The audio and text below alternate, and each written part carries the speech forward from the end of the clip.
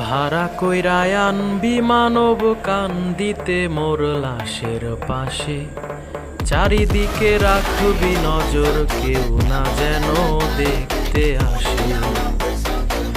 ও তার হৃদয় যেন পবিত্র মদিনার ওই মাটি, আমি তার হৃদয়ে বিছায় আছি যাই নামাজের পাটি গো, যাই নামাজের পাটি।